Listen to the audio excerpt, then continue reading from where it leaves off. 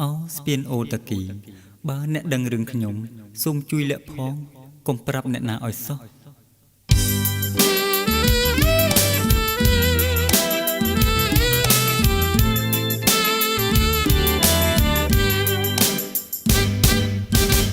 សំរងទឹកខ្មៅលើដំបៅចាស់